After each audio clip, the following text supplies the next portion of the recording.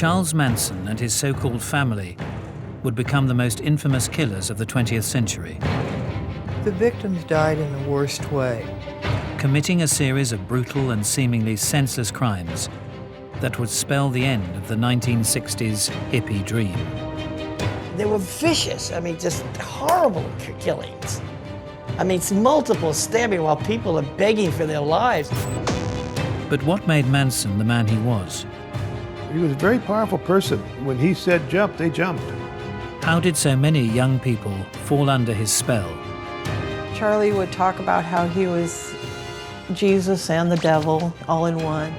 And were Manson and his followers born to kill?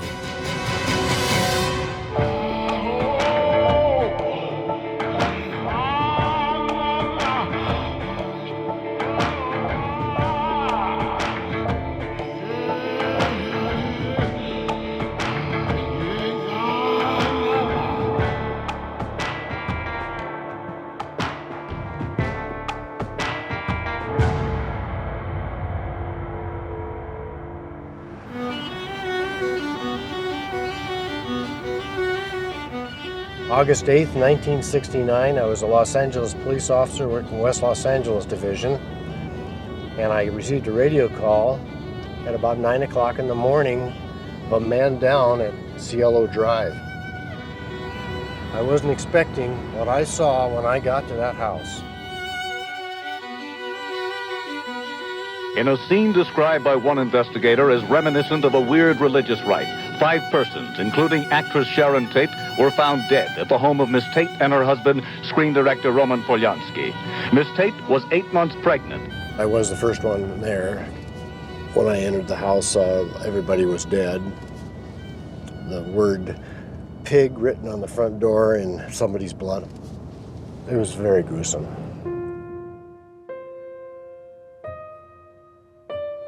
Detective Sergeant Mike McGann was assigned the case. When I arrived on the scene, there was some wires that were cut over a large gate. I entered the driveway and found a car parked about center driveway, which contained Stephen Parent. 18-year-old Stephen Parent had been leaving after a visit to the property's caretaker. And I went inside and I discovered Sharon Tate and Jay Sebring. 26-year-old Sharon Tate had been renting the Bel Air home. Celebrity hairdresser Jay Sebring had been visiting the 8.5-month pregnant actress. Sharon was terribly stabbed, and they were tied together with a rope which was tossed over a rafter in the house. I continued on through the back door, and I found Abigail Folger. 25-year-old coffee heiress Abigail Folger was a house guest of the Polanskis. Abigail had been stabbed numerous times. She was very bloodied and obviously dead. And I also found Wojciech Frykowski. Folger's lover, Frykowski, was a friend of Polanski from Poland. Wojciech had also been struck with the gun that they used. It was a terrible scene. I had been working homicide for a long time, so I had seen a lot of scenes, but I don't think any quite as bad as this one. Polanski was in Europe at the time. Of course, he dashed back when he found out that his young pregnant wife had been murdered, and held probably one of the most moving news conferences, by the way, that I've ever attended. The man was just a wreck. The house is open now. You see a lot of blood all over the place. Cradles, baby clothes, and that's all. Of course, the husband can be a suspect, and so we wanted to talk to Roman, and he agreed to take a polygraph the next morning at our crime lab. And I was there with a polygraph examiner. He passed with flying colors. There was no question he was not part of the homicide. Nobody knew who did it. Nobody had a clue, and Hollywood just went nuts. People were buying guard dogs and they were buying guns. Oh, LA panicked. All these movie stars, they were hiring guards and off-duty police, anybody that they could get to their house. I mean, it was a complete panic in the Hollywood area. And the next night, the killing continued.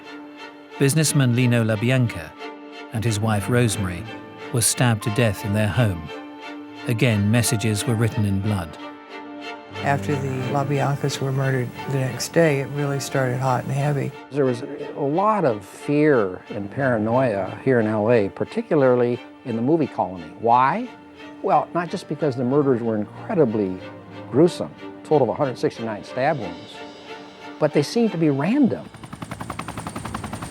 Despite a massive police operation, investigators were unable to identify a perpetrator. We did everything we could do. I mean, we had everybody we could possibly think of working on the case, doing every possible thing. Every lead we had, we exhausted. Then, 3 months after the murders, detectives got word that a young Californian girl had made an extraordinary jailhouse confession. A story so strange, it was almost unbelievable. It was a crazy story. Yeah, it was very crazy. Susan was the nicest person you ever want to meet. Talking to her in that period of time, you would think it was impossible. I mean, she was just a very nice young lady. 21-year-old Susan Atkins had claimed to cellmates that she and a group of her friends were responsible for the terrible crimes. If these were typical murderer types, or robbers, or rapists, or burglars, it wouldn't have been quite as shocking. But they started looking at the backgrounds of these people. Most of them came from good middle-class families in the suburbs. Leslie Van Houten was a homecoming queen. Tex Watson was a star athlete. Patricia Krenwinkel sang in the church choir. At one time she wanted to become a nun. These seemingly all-American kids had become unrecognizable to their families. She was like a stranger to me. Controlled by an unlikely but powerful puppet master. This Charles Manson, this Mephistophelian guru type, who was very charismatic, very intelligent. 35-year-old ex-convict Charles Manson commanded an unerring devotion from his hippie disciples. They would kill seemingly at his whim. He did control them, and when he said jump, they jumped. The name Charles Manson would become synonymous with evil. But who was this diminutive guru? And how was he able to convince his young devotees to commit frenzied, bloody murder?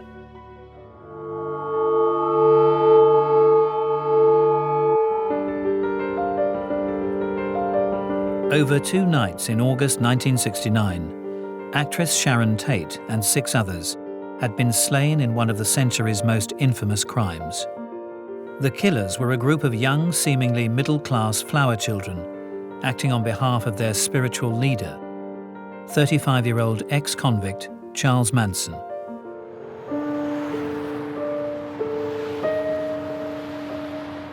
But just who was this powerful guru? Manson was to have been born as an unwanted, illegitimate child of a young prostitute. Disowned at birth, pretty much, raised by relatives. He grew up in some very tight situation. It's been claimed that Manson's mother once tried to sell her infant son to a childless waitress in return for a pitcher of beer. From an early age, he was left to his own devices, got involved in delinquent/criminal activities. When you grow up on the street, particularly if you're short and slight, like Manson is, you have to be able to learn how to read people very, very quickly and determine who you can get over on and who you can't. And Manson was excellent at that. From the mid-1940s onwards, a raft of thefts and armed robberies would see the young Manson pass through several institutions where he was said to be sexually brutalized. What comes through, certainly looking at all the psychiatrist reports and probation reports of Charles Manson, that there was heaps of potential there. But something had happened early in life, and this dogged him the whole time. He felt he'd been dealt a bad hand. By the 1950s, in his rare periods of freedom, Manson expanded his criminal repertoire to include pimping young women from a Hollywood apartment. The qualities that a pimp has to entrap, intimidate, extort, run the life of their prostitutes, rent them out, sell them, and so forth.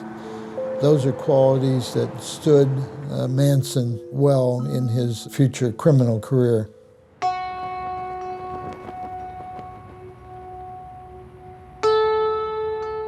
Incarcerated again in 1960 and facing a lengthy sentence, Manson began to study new ways of thinking. When he was in Terminal Island, there was a Scientologist. Manson picked up on this, and he did 150 hours of auditing, which is the Scientology term for counselling. And Manson started writing songs. What he was doing, which is quite revolutionary for the time, he started imbuing these songs with much of the philosophies that he was picking up from Scientology and also from his observations of human nature. So I think certainly Manson, at that point, he's actually left the persona of the petty criminal and he's coming into his own. There's a time for living. Fellow convict Phil Kaufman would encounter Manson in early 1967. I was arrested importing, smuggling, if you will, so a little bit of weed from Mexico. I was convicted in Arizona and sent to Terminal Island, California, where my first day in the yard, I heard this guy playing guitar and singing. He sounded a little like Frankie Lane at the time. Look at your game, girl. What a magic. I thought the guy was pretty good. The hack, the guard, came up to Charles and said, Manson, you can't play your guitar here. There's a guitar place for playing the guitar. He says, you know, you ain't never gonna get out of here, Manson. And Charlie said, out of where, man? And everybody kept on going, playing this guitar. Part of the Manson that the public came to know was a very institutionalized person who was used to being told what to do and felt more comfortable in a confined or isolated place. When you have an individual like Manson who doesn't fear any type of punishment, really, he's a very dangerous individual. If someone beats you with a whip and you love the whip, what's he doing? He's making a fool out of himself. It's heaven right here, Jack, right here. Charles Manson had been imprisoned in 1960. When he was eventually released 7 years later, the world was a very different place. We had just come out of the 50s, where teenagers were basically kept on a very tight leash, and then all of a sudden this wonderful subculture erupted, and we all became free.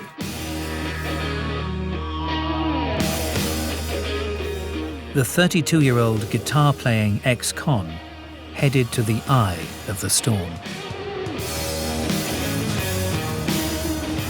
There were thousands of young people all up and down this street, and this was all the psychedelic scene.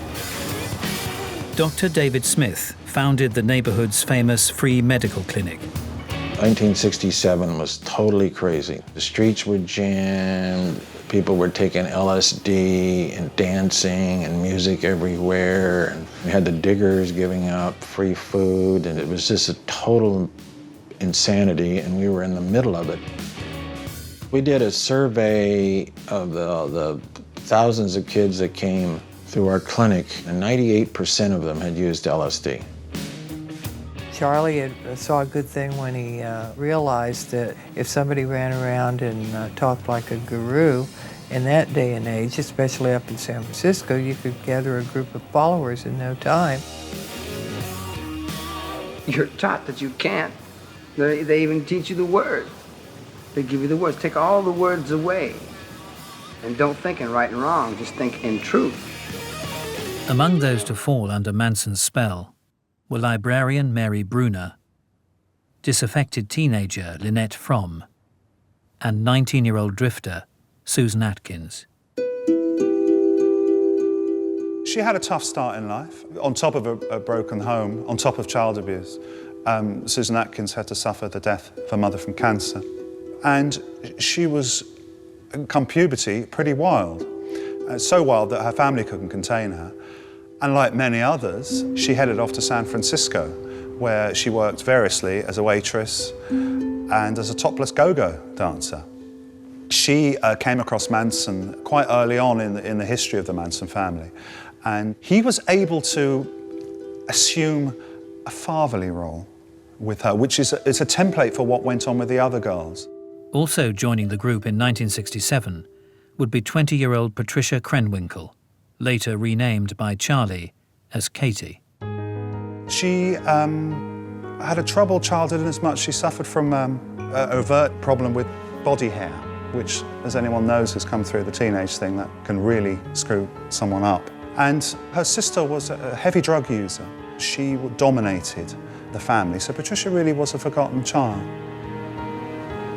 Patricia Krenwinkel talked about meeting Charlie, and she met him down at the beach, and he took her to an apartment and had her take off all her clothes and look at herself in a full-length mirror and say, "Isn't that the most beautiful thing you've ever seen?"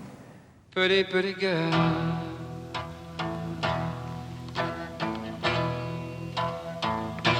Cease to exist. Just come and say you love me.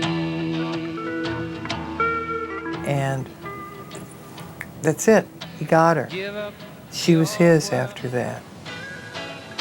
Come on, you can't be.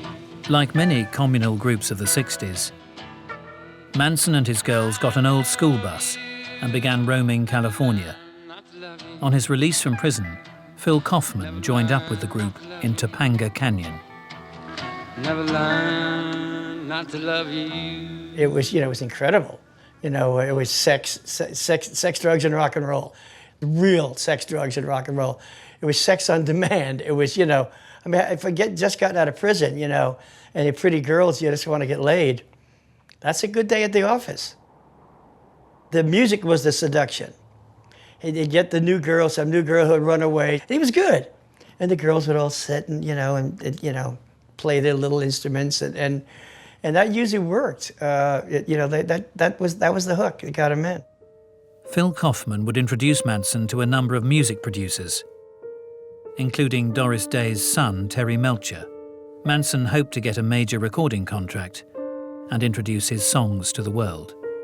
Remember that a lot of people had not heard this type of music before. And Manson was not that savvy to the industry, media industry, music industry BS at the time.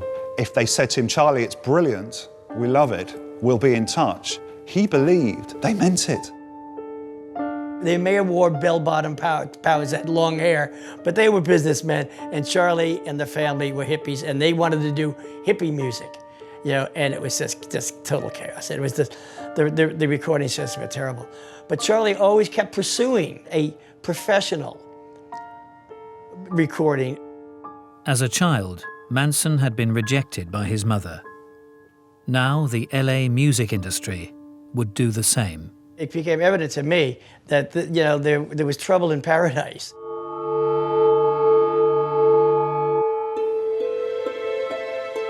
In 1967, after spending over half his life in institutions, 32-year-old petty criminal Charles Manson had been released into a brave new world. Gathering a small band of admiring followers in San Francisco, Manson and the group began roaming the state, picking up new recruits along the way.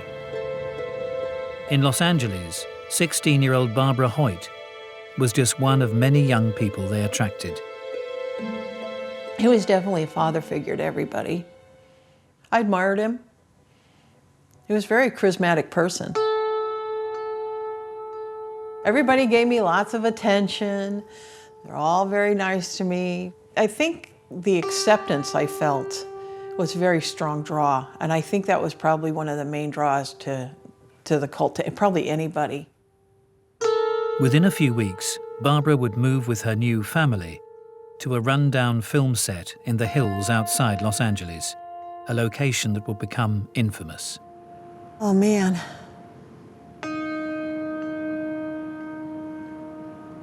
There's a heavy feeling here. It was just such evil that came out of here.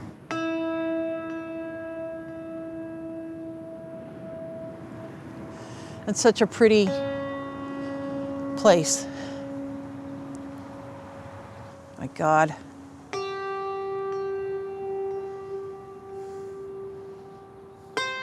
I can smell the same smell of those trees. I can see where the ranch was down in front of me. Over there was the corral, and back here was the barn, and in front of the barn was the movie set. It just seems so surreal. It's almost like it was a long ago dream instead of reality. Always forever. Is one, is one, is one. Look inside yourself for your father.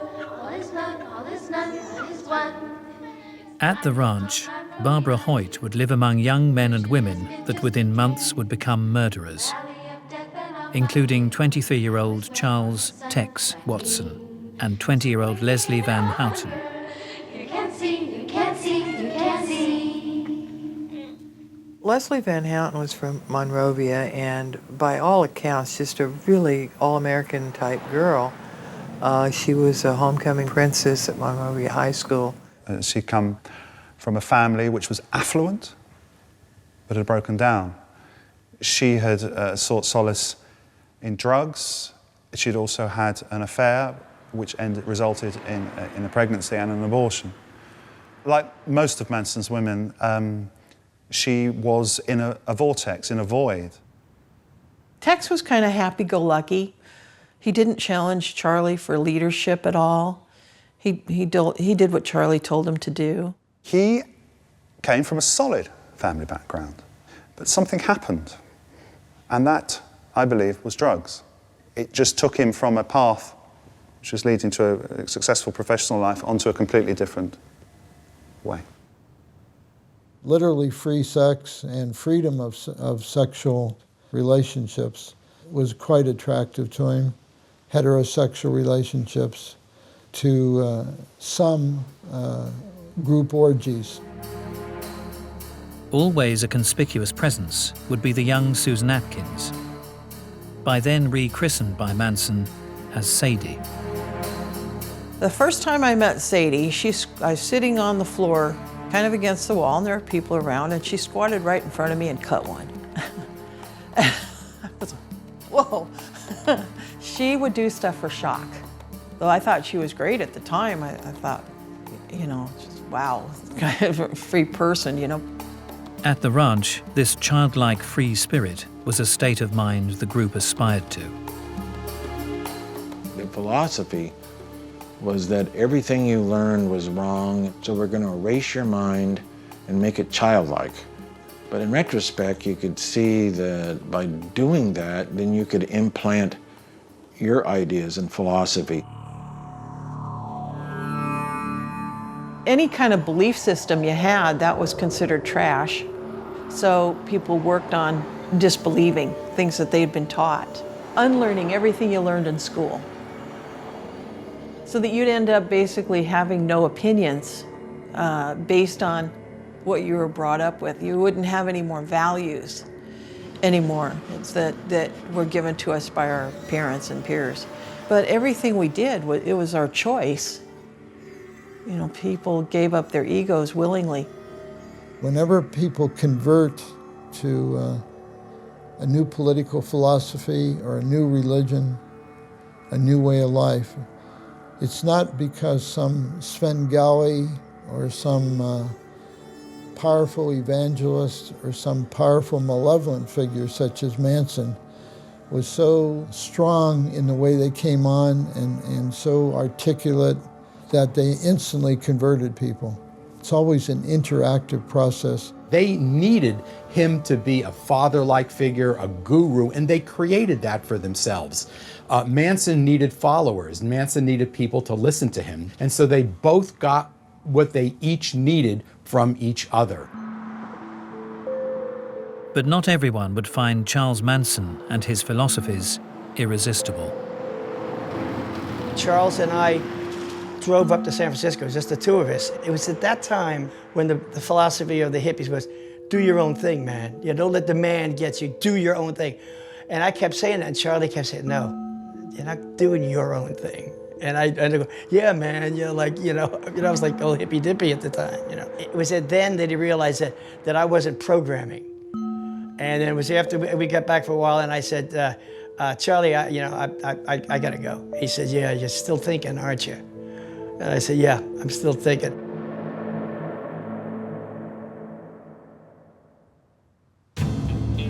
Manson's feelings of power were growing. In 1968, Dr. David Smith's medical clinic studied the group at Spahn's Ranch. I really thought that he was delusional and borderline psychotic. He did refer to himself as God. He just hung his arms out, you know, and bow his head. And we know what he meant. Charlie would talk about how he was Jesus and the devil all in one, and all men were, but he was more the epitome of it. He certainly said that they killed me, you know, they put me on a cross 2,000 years ago and didn't do an effing bit of good. In the summer of 1969, Manson would take playing God to the ultimate extreme. In the isolated ranch in the mountains above Los Angeles, surrounded by his band of loyal disciples, the man who'd spent more than half his life in jail would begin preaching an Armageddon gospel he called Helter, Skelter. He explained to me about Helter, Skelter. You know, it's a racist philosophy, basically, but he explained it to me like, would God want all the flowers to be the same color?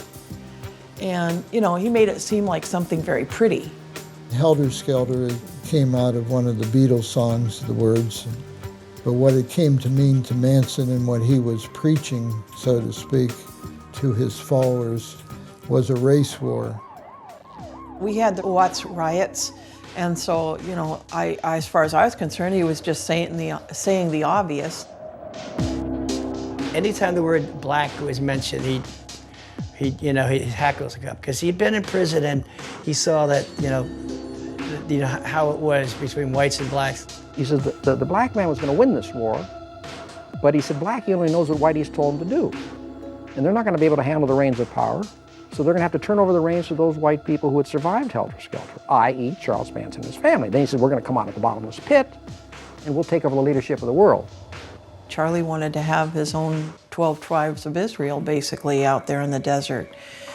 And he planned for a whole civilization, so it was quite a grand design.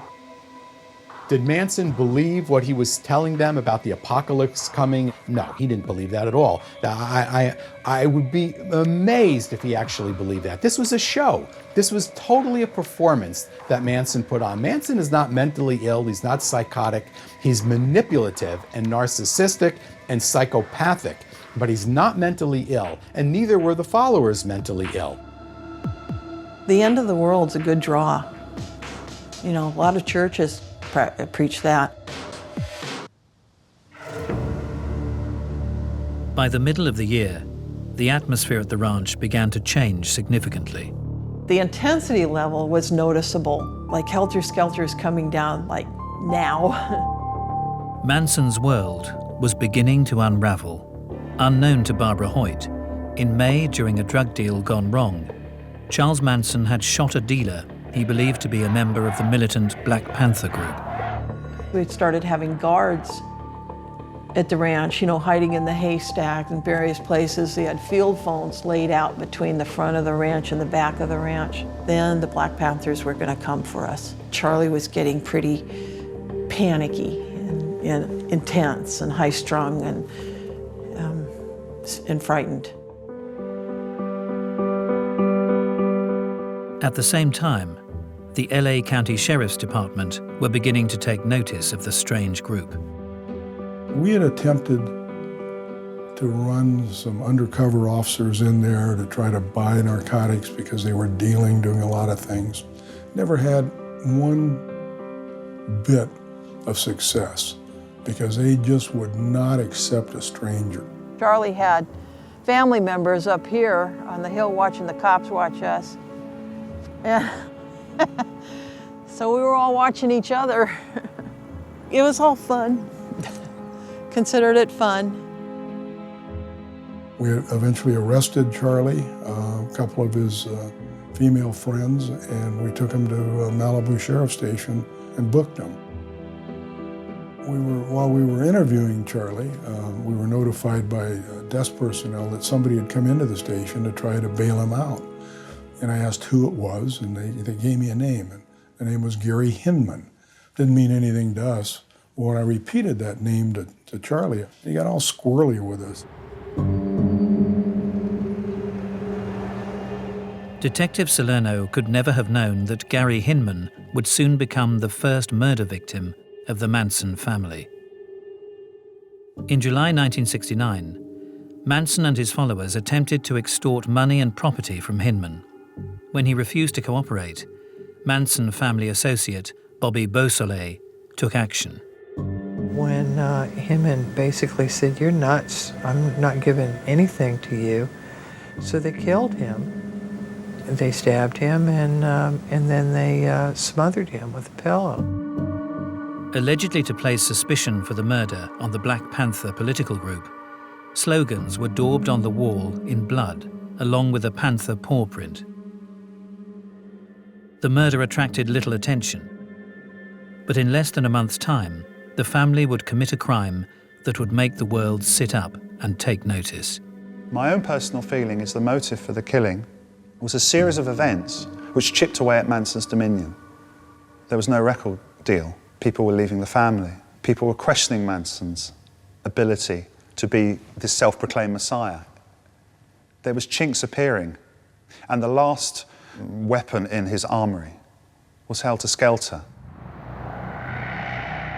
On August the 8th, 1969, Manson launched a series of crimes he hoped would be blamed on the black community. I remember the night that he had called Tex, and I remember looking at them as they were talking, and it was almost like a black cloud was around them. It was dark.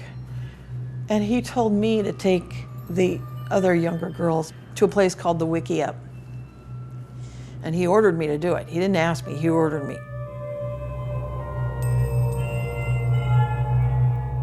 I was a good half mile down the road. There was a back house way back there. And Sadie had called me on the field phone and told me to bring 3 sets of dark clothes up to the front of the ranch. I showed up with the clothes and Charlie snapped at me, wanted to know what I was doing at the front of the ranch when he told me to do something else. And I told him that Sadie had asked me to bring the 3 sets of clothes. And he told me, no, they already left. Susan Atkins, Patricia Krenwinkel, Tex Watson, and newcomer Linda Kasabian were headed to the former home of record producer Terry Melcher, now being rented by director Roman Polanski and his actress wife Sharon Tate. They cut the telephone wires, climbed over the fence, got in through an open window, and it was hell. On entry to the property, former All-American high school kid Tex Watson was reported to tell its residents, "I am the devil, and I've come to do the devil's business." These people I knew and slept with and loved are now heinous murderers. They were vicious, I mean, just horrible killings. I mean, it's multiple stabbing while people are begging for their lives. These people who I've known, you know, made love to, are now they're killing people. I mean, boy, what a flip. Complete flip. For Manson, he had no empathy or emotional attachment to any of these people. The victims died in the worst way. Frykowski was beaten over the head numerous times. There were huge gashes in his head. We believe this is the weapon that Tex used to kill him. Patricia Krenwinkel chased Abigail Folger across the lawn, and poor Abigail was screaming and running for her life. This is not a nice way to die. Patricia Krenwinkel, her only complaint is that the knife went down to the bone and started hurting her hand. It went so far down. Susan Atkins told me that Sharon said, "Please let me live so I can have my baby." And Susan told Sharon, "Look, bitch, I don't have any mercy on you. You're gonna die." So they got rid of all their bloody clothing, put on their regular clothing, and they threw the bloody clothing over the side of a hill, and they went back to the ranch. Manson spoke to them, and they went to bed.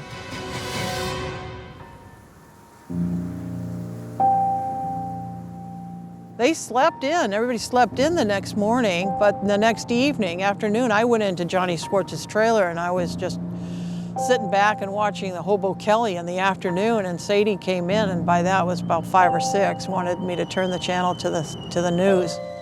She told me to call Tex, and I called Tex. He came to the trailer, and so did a couple other people, and they all sat on Johnny Schwartz's couch there and watched the news. The first thing that came on was the Sharon Tate murders. So now I knew that murders had occurred there. I had no idea, no clue whatsoever that I was sitting amongst the murderers. Someone said, picked a good one or something like that, because it made the first story. And they laughed. They thought that was funny. And I remember when I watched the TV, when I was watching the TV, it scared me. You know, it scared me, and I was thinking, wow, I'm not in that world. That's good. Well, you know, I had no idea how much in it I was. That night, the people Barbara Hoyt counted as her friends would go hunting again. There was no one safe in this whole county that night.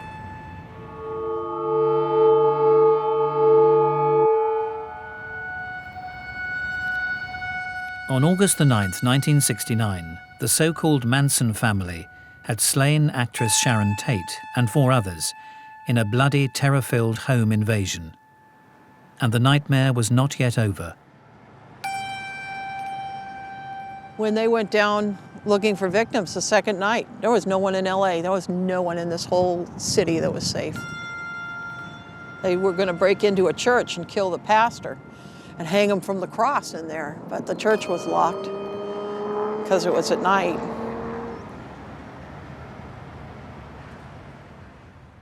Those eventually chosen to die were 44-year-old supermarket executive Lino LaBianca and his 38-year-old wife, Rosemary. Manson had driven in the car with them, finally picked out this house. He told them that last night, meaning at the Tate mansion, they had botched it by almost letting a couple of them escape and not killing them efficiently. So he didn't want that to happen again. So he said, "You wait here, I'll go into the house." He went in and tied them both up, then went back out, told them it's okay now, you can go in and kill them. And then he drove off.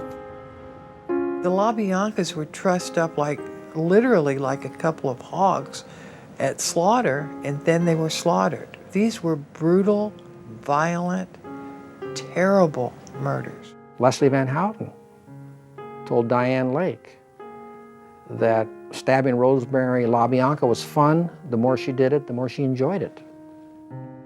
This fork was the fork that Patricia Krenwinkel used to carve war in the abdomen of Lino LaBianca after he was killed, and then stuck it into his chest.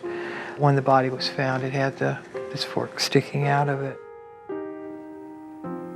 I mean, it's nightmarish. It's nightmarish. Among words written in the victim's blood was the phrase, Helter, Skelter. Tex told me that they had gone to a love-in, and for me not to mention it. And I was kind of jealous because my dad would never let me go to a love-in. That wasn't a love-in, they were killing the LaBiancas. Yeah, the whole thing just makes me shake.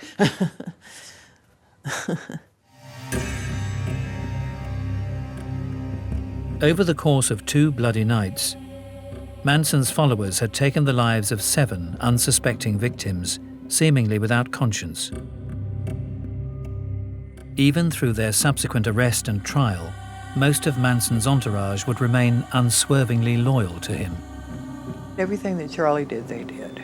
If Charlie said something, they would parrot him. If Charlie put an X on his forehead, they'd come to court the next morning with an X's on their foreheads. If he put a swastika on there, by God, the swastika was there the next morning. Only a few, including Barbara Hoyt, would testify against the man they once thought of as divine. So what had driven so many to willfully engage in such brutal and bloody crimes? Was murder in their nature? Were Manson and his young followers born to kill?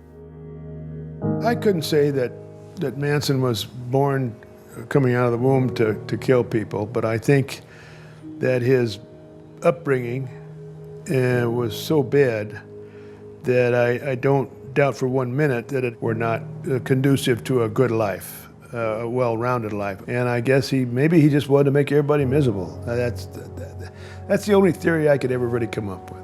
I don't even think he was thinking of murder when he first formed this family, but it was a slow evolutionary process. And I think at some point he saw that he could get them to do anything he wanted them to do. And he had this enormous hostility for society.